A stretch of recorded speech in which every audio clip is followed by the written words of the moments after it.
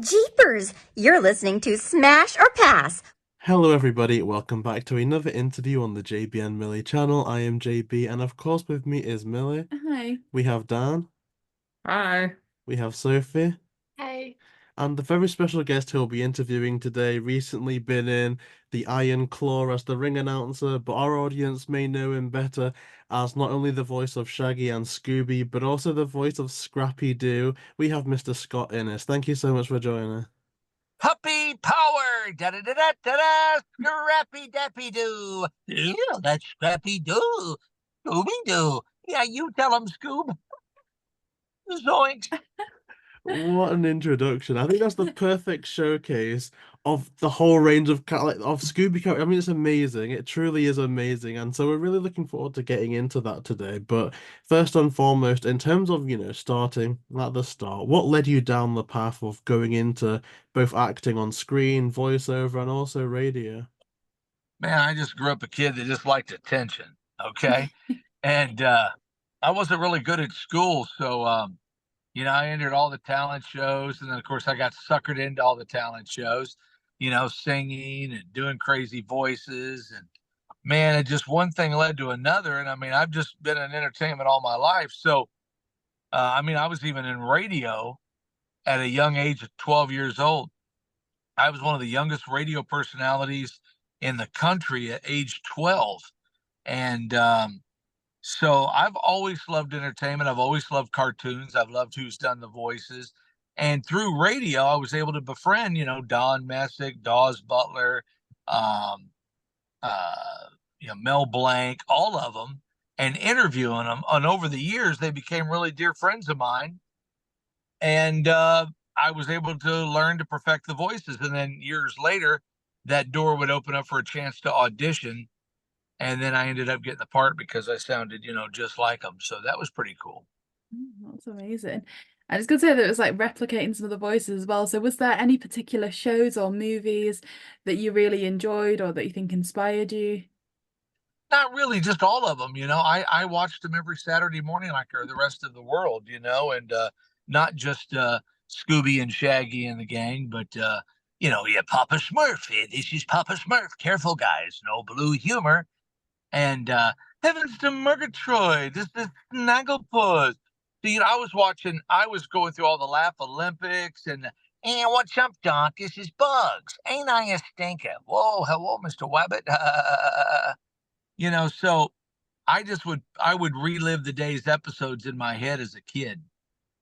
And by doing that, it down the road, lo and behold, the good Lord I was at the right place, right time, and I got a chance to jump into these huge paws of some of the greatest voiceover talent in the world. Yeah, that's amazing. And I know you say right time, right place, but for our audience watching, do you have any advice for people who want to go into acting? Well, back in my day, we didn't have all this social media. We didn't have our own TV channel, like this one right here. We had three channels: ABC, NBC, CBS, and if you're lucky, at PBS and maybe Ted Turner and the Turner Network. But I used to sing to cars outside the driveway, and as they would go by, I'd sing Elvis songs, and so my advice to people is just put it out there. If you're really into it, you can't be afraid to put yourself out there. I know a lot of people go, well, I don't want all my stuff on, the internet. Well, then you're not going to do it. Yeah, I'm just going to tell you, you got to be willing to put your life, your comedy, funny stuff, your day to day. I mean, look how many internet stars there are. I go to Comic Cons and I'll run into people and I go, and you are? And they're like, I'm Joe Blow from Puxico. I got 24 million followers. And you're like, well, doing what? Oh, I just walk into, gas stations and I sing songs that they're playing on the radio. Wow. And you got 24 million. I'm doing something wrong. So, yeah, if you're going to get into acting, voice acting, you got to be able to chase. And I hate to use this word, but you got to be able to chase the star or chase the demon, because it's a double-edged sword, I love that. I think that's such great advice. In terms of Scooby Doo, you've voiced him Zombie Island, but before that point, I think you've touched on it. How familiar were you with the Scooby universe? Oh, was I aware of the Scooby universe? Yeah, you've Oh touched yeah, base well, on it, but yeah. yeah. Scooby is really, you know, I mean, look at it now because of the YouTube and the internet and everything. But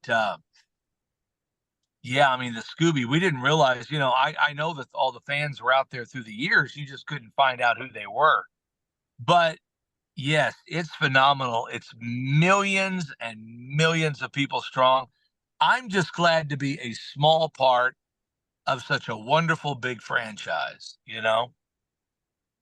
That makes a lot of sense because for all it is such a big franchise, I think it's seen a lot of eras, be it resurgences and rises, and one of those was Zombie Island, like Sophie said. So, and it was quite a different tone, you know, the monsters being real, maybe it was a bit darker. Like, what did you know about Zombie Island before signing on to be in it? Well, that was my first official gig, so I was thrilled to be doing anything at that point. But you know, I mean, that was the first, and lo and behold, you know, there hadn't been up until then. There was like a 6 year lull, and there hadn't really been anything on that level. And I think that they got away with making the monsters real because it was kind of a new hook. You know, horror movies were at an all-time high. Everything was going in the perfect storm. And so, you know, it turned out to be the greatest Scooby Doo movie of all time.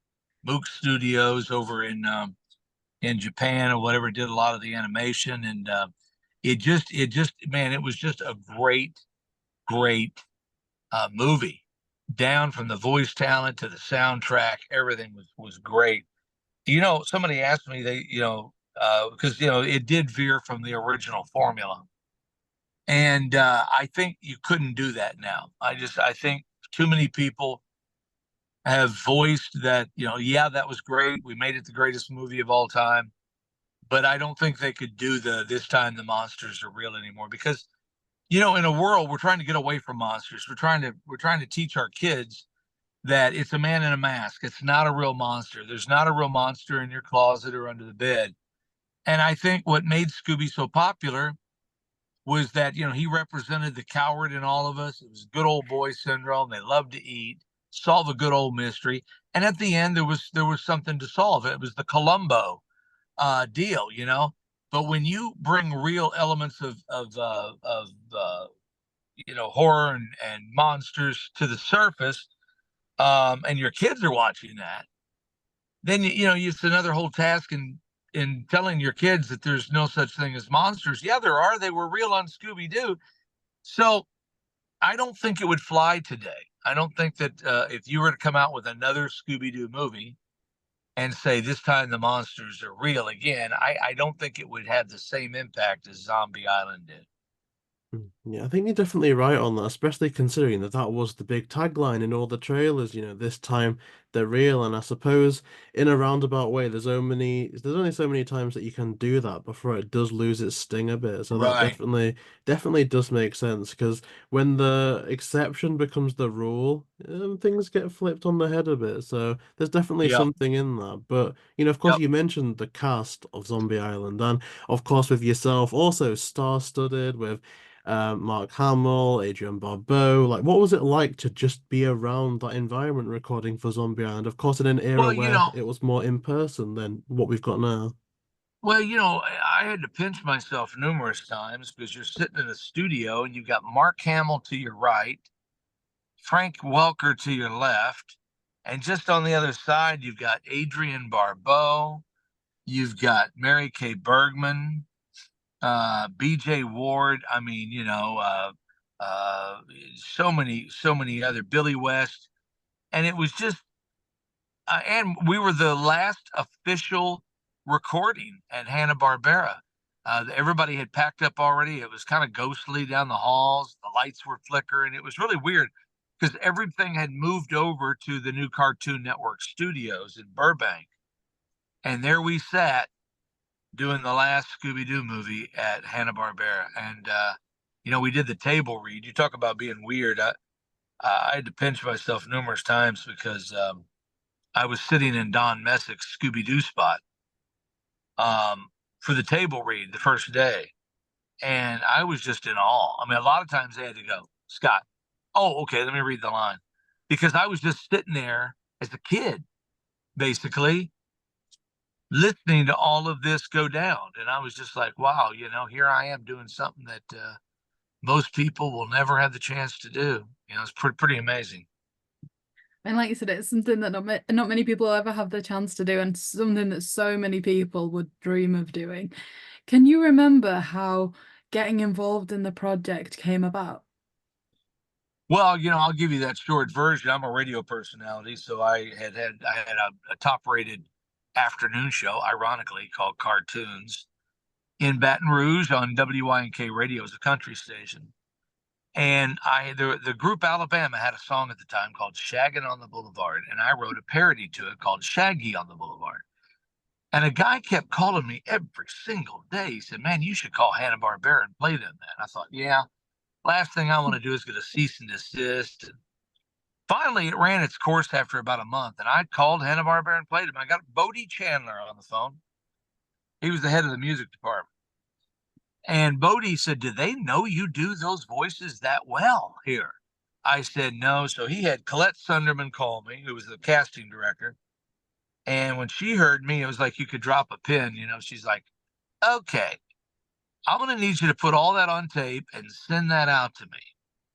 So I did. And over the course of the next month, I was auditioning 3 or 4 times. I ended up beating out Dave Coulier from Full House, Uncle Joey, and who actually wrote the foreword in my book for me on that. And, you know, it was pretty cool, man. They said, pack your bags, you're coming to LA, because it got down to me and him. And from what I understand, the story goes, they couldn't make their mind up between me and Dave. So they asked Bill Hanna, who was still there one evening, to come in and pick out the next Scooby Doo. And he pointed to mine and he said, well, he's got Don Messick down to a T. And then they said, well, I'll call Scott and tell him to pack his bags. He's coming to LA. I mean, there certainly is something about Zombie Island that is the perfect formula. I think, as you said, it is widely regarded as the best ever Scooby-Doo movie without any question. Absolutely.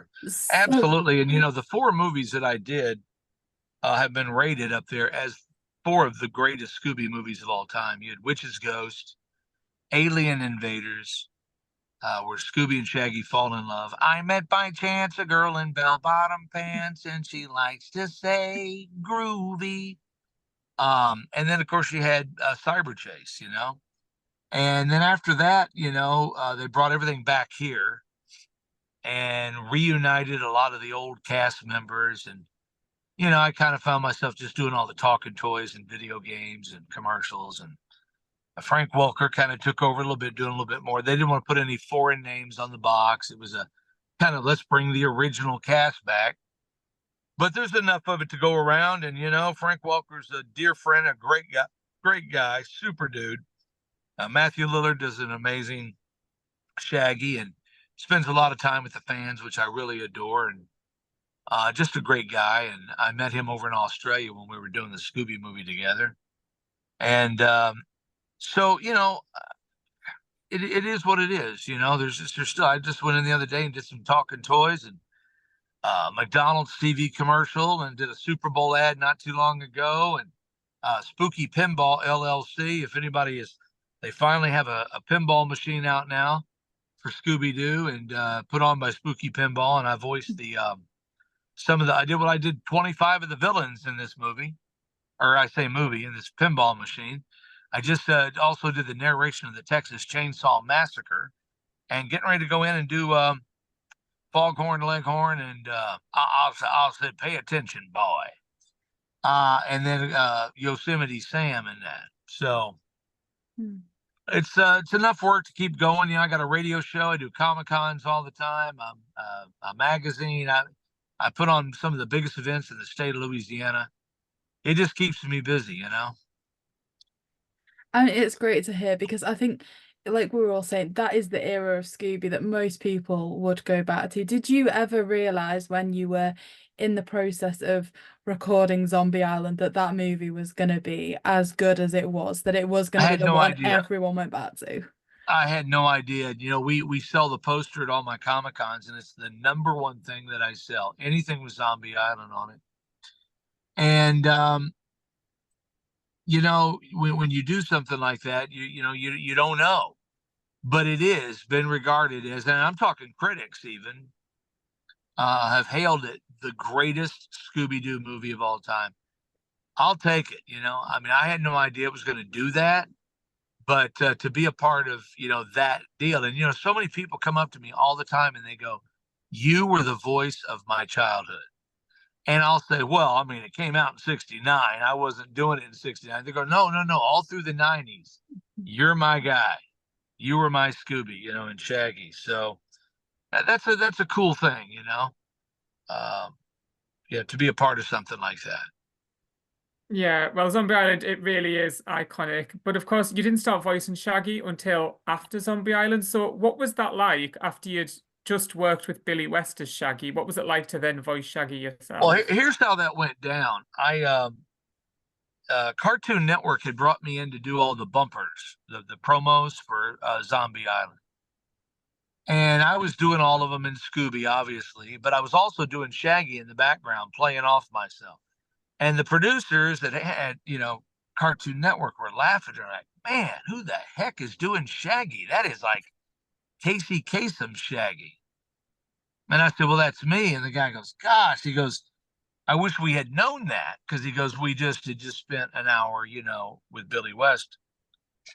And I, you know, they asked me, I told them, I said, well, because money and budget were a thing. And I said, look, if you want me to voice it, I'll do it for free. Just give me the lines. And the guys, I thought they go, nah, that's okay. And the guy goes, dude, we got to have that Shaggy. You got to do that. So what was funny is Billy was doing was in the movie, but I did all the promos for the movie as Shaggy and Scooby. And so when they asked me to come in to do Witch's Ghost, I had told Colette Sunderman, the casting director, so you know I'm doing a bunch of the Shaggy now for Cartoon Network. And she said, really? Can you send me some of that? So I did, and she played it for Davis Doy, who was, you know, they were gearing up for Witch's Ghost. And she goes, what do you think about that? And Davis Doy said, well, that's Casey Kasem, right? And she said, no, that's Scott. And he goes, tell Scott he'll be doing both voices in both of the in the movie. So I was like, wow, you know, what a cool deal. And then I just took over doing that, and man, I'm still doing Shaggy. I mean, you know, but you know, I went out and we did a Battle of the Planets where, you know, Casey Kasem did the voice of Argo, Mark, depending on what year you're watching the show, but from Battle of the Planets. And I went in and redubbed that. They wanted more of a younger Casey, you know. But Casey was a great guy, man. I mean, the legend, he was my hero, even in radio, you know, because I'm a radio guy. I started my career running American Top 40. Oh, listener writes, dear Casey, moving up 5 notches this week in our survey. Here come the Bengals, you know. And so I was able to go from doing Casey, kicking it up just like a little higher, man, and you got Shaggy to a T. Yeah, well, I think you've certainly done Casey proud. And I know you sang a bit for us earlier, but I think one of the most iconic moments was from Alien Invaders when you sang How Groovy. And what was it like to record that? Well, we went into Scotland Productions, you know, the day before we started filming the movie.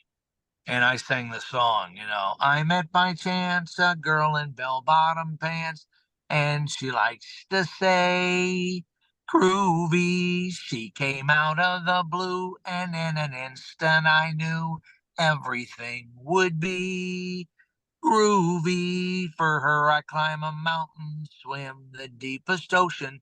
I'd even help her shopping. It's the depth of my devotion. And even when we're chasing ghosts, we'll quit in time for dinner, 6 o'clock at the most. So, you know, we did that. That was a fun song. That ended up on the soundtrack. And, everywhere I go when I do Comic-Cons, I always test myself. I have to see just how loyal the Scooby fans are.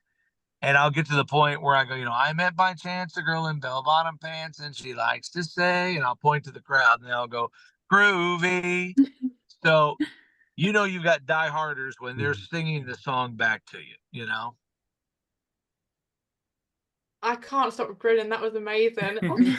I was going to say, I think the song lives in all of our heads rent free. It's such, that was amazing. Like, and here's a little tidbit of trivia for you.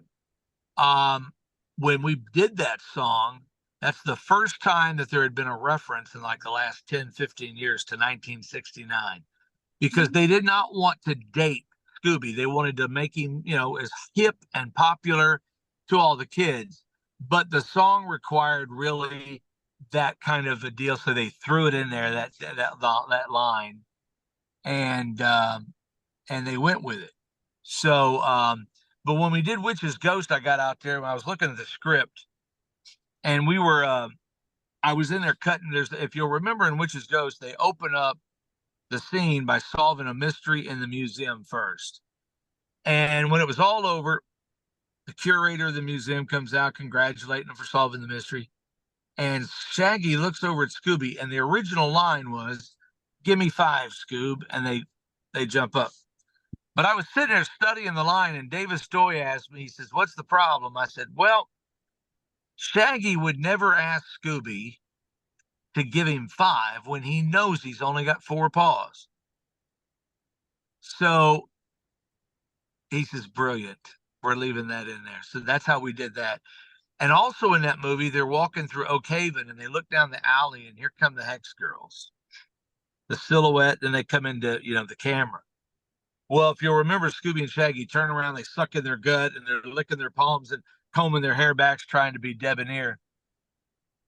And I said the original line was, Shaggy was to say, like, "Hi, girls." But I said, first of all, he's going to say it more cool.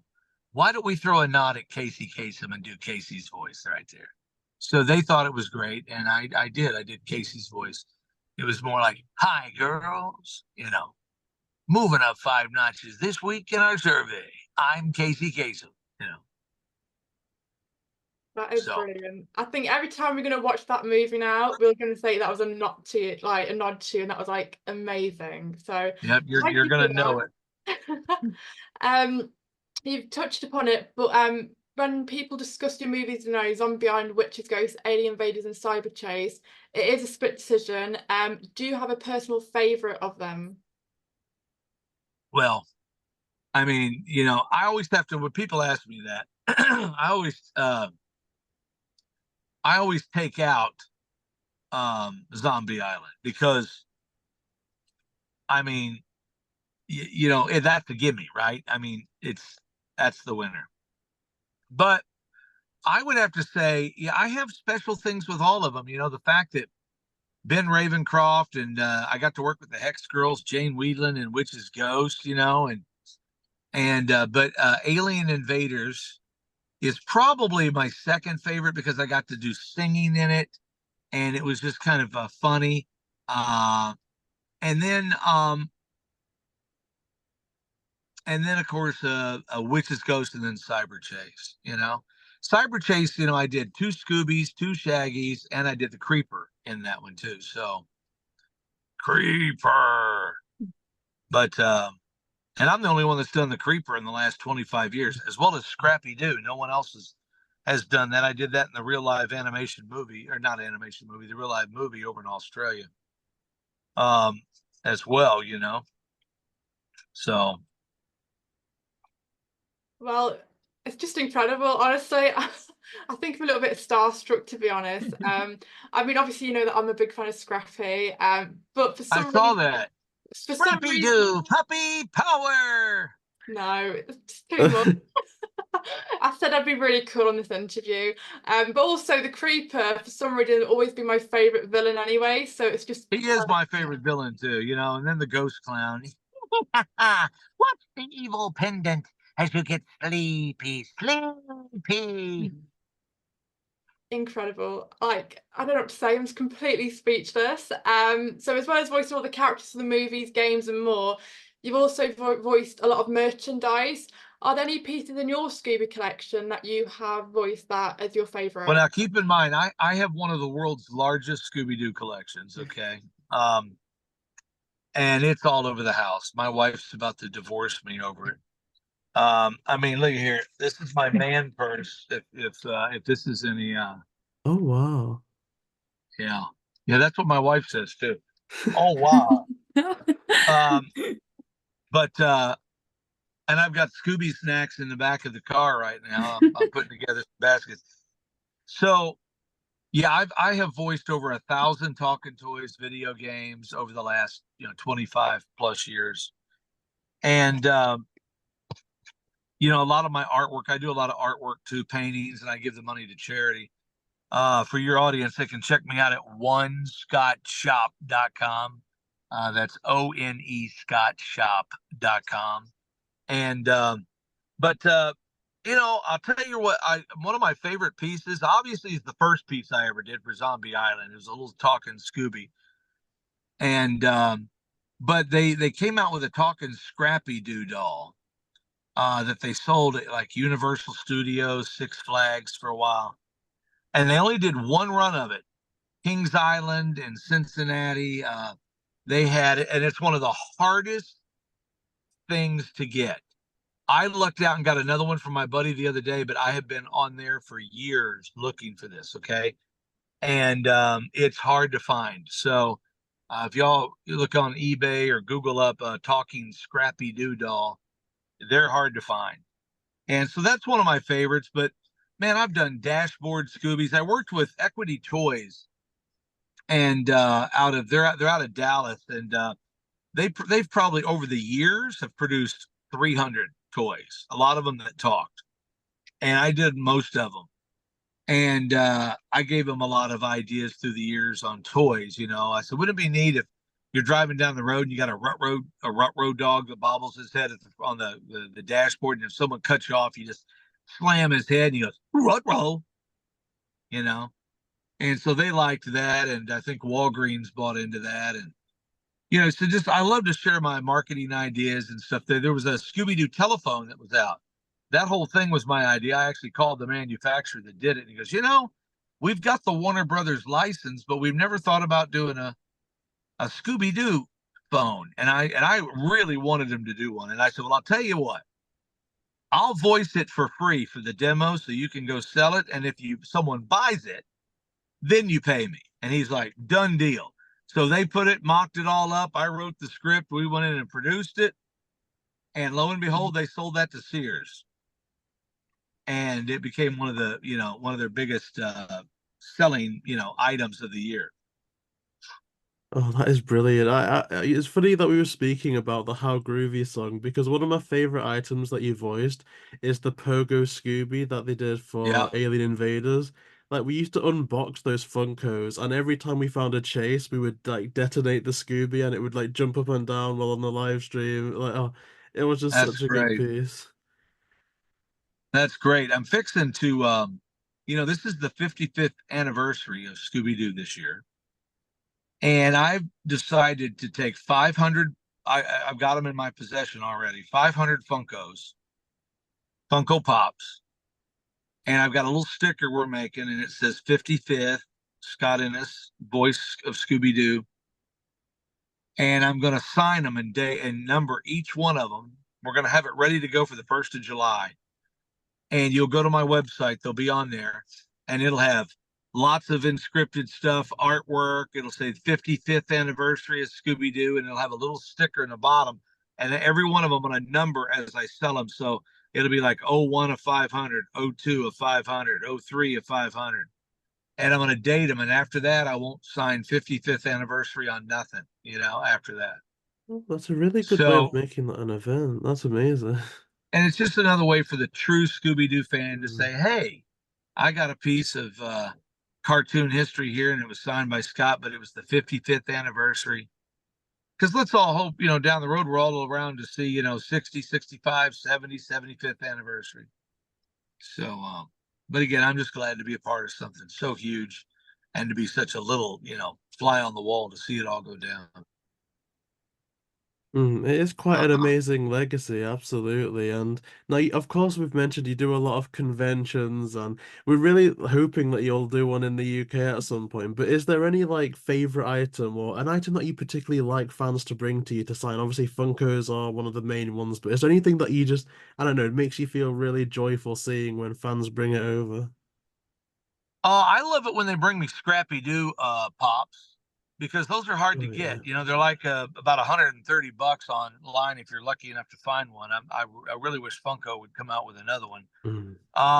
Those are fun to see, but every rare once in a while, someone will bring me an original, like the first talking toy I ever did, and I've got to then tell them the whole story.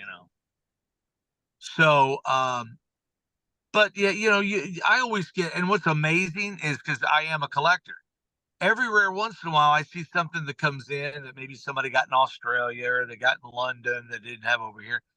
And I find myself buying it from them. I'm like, okay, look, I'll give you 20 items here, but I need that item for my collection. So I'm like a fan at that point, just trying to get buy my own stuff. That's pretty funny. Yes, And what's that'd funny be is me as well. when I run into people and they go, well, doesn't Warner Brothers give you a discount on that stuff? No. Oh, it's Yeah. crazy. The world of collecting can be brutal. Like in the UK here, we can find something really rare from like the live action movies, but we end up spending more money on postage than the actual item itself. So Oh, I it know. can be That's pretty what I rough. love about eBay. I've been buying Pop Funkos, of Scooby. Some of them that I don't have. Most of them I have, but I rebuy other ones and sign them and resell them. And it's like you said, you get a Scrappy Doo in for $120. Then they want $40 to send it, and then by the time you get it, and then you resell it, you got to sell it for $400. But what's amazing, let me tell you the popularity of Scooby. Somebody the other day I was at a Comic-Con, and somebody had a Scrappy Doo in their booth, and they wanted, I think it was like $60, $70. I don't know. I went and I bought it. And I told this guy that was with me, he was helping me out. I said, I'm going to show you the power of Scooby Doo, the franchise. So I signed it, did a little artwork on the side of it, put it in a nice big plastic deal, and I put $500 on it. Within 30 minutes, it was gone. Oh. So people love Scooby Doo. He represents the coward in all of us. That's why we all relate to him. There's nothing in life when you think about it that you probably wouldn't do if the money was right.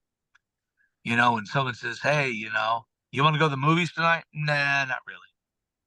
Well, would you do it if I took you out and bought you a steak dinner? No.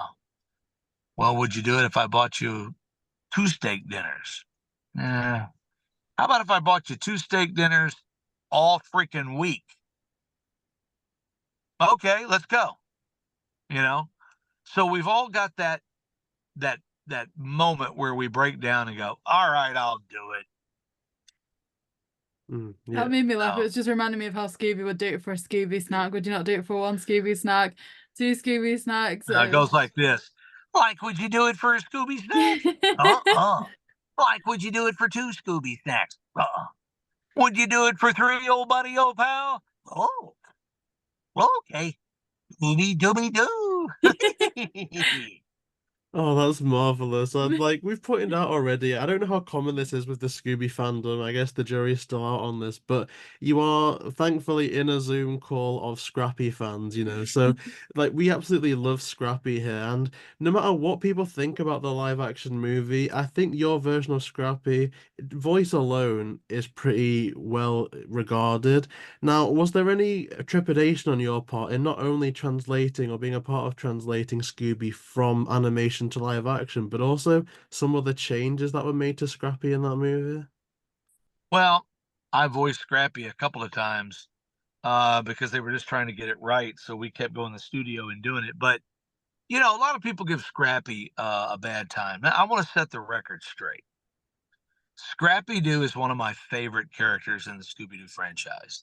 If it were not for Scrappy Doo, there would be no Scooby Doo. Okay, this is a fact, and I'm going to tell you why. In 1979, CBS, it may have been ABC at that time, but they brought in Bill Hanna and Joe Barbera, and they told them, we're canceling Scooby Doo. It's a fact. And they're like, oh, we can't do that. That's our franchise character. Like, look, the ratings, they're just not there anymore. So they said, come on. I mean, you're running all of our other stuff. Give us one more season. We'll turn it around. We promise. So out of respect to Bill Hanna and Joe Barbera, the network said, okay, we'll give you one more fall season. But if you don't bring it up, it's gone. Well, they went into the drawing board, and that's when Scrappy Doo was born. And they brought in Scrappy Doo, and the ratings went through the roof, and that's what saved the franchise. So people think it's cool to hate on Scrappy, but if you ever ask anybody why they really hate Scrappy, nobody knows. And you know what most people tell you? Well, because my friends hated him, so I thought I'd hate him too. Scrappy Doo, I got some ideas that I'm going to do, and I'm going to try to pitch this to Warner Brothers to revamp Scrappy Doo in to anti-bullying in school, to have Scrappy as the role model to stand up to the bullies and encourage kids to no longer take this lying down, to stand up for yourself. Because most of the time when you stand up for yourself, bullies will back down. It's when they know they can take over you. And Scrappy Doo never let anybody, he always jumped in front of Scooby and Shaggy and said, let me at him. I'll rock him. I'll suck him. I'll give him a big dose of puppy power. And that's what I want to do. I want to say, if somebody's bullying you, give them a big dose of puppy power and get in there and make Scrappy the role model for anti-bullying. Oh, see, that's a fantastic moral message as well that I really wish that Warner Brothers would take a hold of. But also, from their point of view, from marketing, it just seems like they've missed a trick. Like, when you look at the popularity of the Minions, or even how quickly, like, Paw Patrol and stuff like that sell merch-wise, it just seems that Warner Brothers are sat on such a marketable character as well that it just baffles me that they continue to really cast Scrappy aside. It seems a bit of a mystery. Absolutely. Absolutely. And I'm trying to get some prototype artwork done and to fly out to LA to pitch Warner Brothers this. I think there's a whole new deal. Bullying in school is an epidemic. Kids are killing themselves because of this, okay? And all the stuff that's just so simple. And if you had a figure, especially a cartoon figure that you look up to that is so wholesome as Scrappy Doo, I think we could turn the whole image of Scrappy Doo around, and that kids would love him, as being the role model that sticks up for them and teaches them to stick up for themselves. I mean, Scrappy is, you're like JB said, you're definitely in a call with some of the biggest Scrappy fans in the world. I was watching Sophie's reaction throughout because I think she's the biggest Scrappy fan I know, and some of us were so happy to see him back in the live action movie, which is of course infamous for having quite a few iterations and changes and scenes removed and things like that. Do you remember when you were involved with the project as to if you're involved in any scenes that had to be removed or changed or anything like that? I'll tell you a couple of things. I originally voiced Scrappy in Australia, but they ended up rewriting a lot of the dialogue. So at the time, I drove from Baton Rouge, Louisiana, over to Houston on a soundstage over there and revoiced it. And what's funny is after we revoiced it, they realized that they forgot me to record the ending of the movie, because where he's being carried out in a cage, they had no audio for that. So I went in, and what's funny is he's saying, I would have got away with it too if it wasn't for those meddling sons of boom. And, you can see his mouth moving and you can only guess what he's saying.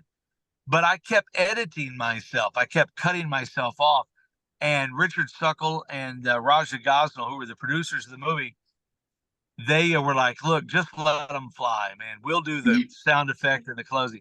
So I was doing every cuss word known to man. I mean, literally it got vile. And because I was just trying to make them laugh. And, it'd been funny if that would have made the outtakes on the DVD. But it was hilarious. And, so yeah, you know, that, you know, we redid a couple things, but not a lot, you know, not a lot. You know, it's like, it's time you know, it's time that you make me your unquestioned leader. Either that or I'm out of here. What's the big idea? I'm as cute as a Powerpuff Girl. You ain't got the scrote for this job, Pally. Oh, Scruffy was the best character. It made us laugh so much. It was brilliant. And it certainly said, you know, certainly from recording that last line and like you're saying, just how that made everybody laugh as well. Do you have any favorite memories from working on this movie and the others as well? Well, I mean, it's always just great when they call you and they tell you to get out here. We're going to do another movie. Because when you're seeing, you know, friends you haven't seen in a while and you're sitting next to some of Hollywood's biggest elite stars, what an opportunity, you know. You have to pinch yourself and go, wow, there's people that are out digging ditches to be able to afford power in their house, Christmas, and I'm sitting in here voicing cartoon characters. How great is that? And so I think in life, you know, we always take things for granted. We all do. But I got to tell you, you know, Scooby has been good to me, and I love that dog. And I'm happy to continue, even if it's a little here and there, to continue voicing and bringing what I think is one of the most respected, the funniest cartoon characters in America, Scooby and Shaggy, in the world, actually. And again, to be just a tiny, tiny breadcrumb in the big picture is just humbling. It's just a really cool thing and a dream come due for us for a small kid from Poplar Bluff, Missouri. No, well, it's been an absolute honor to talk to you, and you are a Scooby Doo icon. And just to start wrapping things up, do you have any upcoming projects that you can talk to us about? Well, I'm working on some other movies right now. Not really, you know, got the ink of the date, but you know, I was in the Iron Claw, which came out with Christmas. I was the ring announcer, and that was Zac Efron. Working on a new some stuff for Spooky Pinball, some new pinball machines, and doing some more cartoon characters there. I'm at Comic Cons all over the country, trying to get over to London. My daughter lives in London, and my wife's on a plane right now going to London. Oh, wow.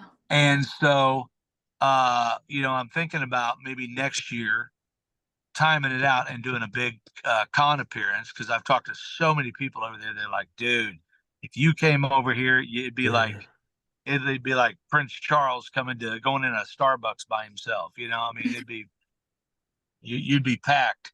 So I've actually thought about that, you know, doing that. So, but if you can't see me, it's because someone's trying to phone me in, but it'll go away in a second. But look, guys, thank you so much for having me on the show. You know, call me anytime. I'm flexible. You know, it's been an honor talking to you guys, and you know, as Casey Kasem would always tell, you know, his listeners, keep your feet on the ground and keep reaching for the stars. I mean, such exciting stuff. I can tell you now, if you came over, you'd be seeing all of us at Comic-Con. Let's just put that out there. So where's the best place for people watching to keep up with your work? Well, you know, they can follow me on Facebook at Scott Innes Radio Show, SCOTTINNES Radio Show. I do a radio show every morning. It's quite funny, and we do a lot of characters on the show. And then, of course, TikTok at Scott Innes 1969, which I came up with that because that's the year Scooby came out. And you can also follow me on my regular Facebook. You know, just Scott Innes. You'll see a lovely picture of me and my wife on there. And do a little research. You'll find the right one. Everybody can follow me. It's open to the public. And then, of course, if I'm on my website, which is onescottshop.com. That's ONE Scottshop.com. So That's fantastic. We'll be sure to leave all of those in the description down below. Please make sure to check them out. But of course, yeah, that does conclude all of the questions that we had for you today. Thank you so, so much for coming on here. It's been an absolute honor to speak with you. Well, guys, on behalf of all of us at Mystery Inc., Scooby Dooby Doo, where are you? We got some work to do now. Yeah. Dooby Doo and Scrappy Doo too. Da da da da da da. Puppy power!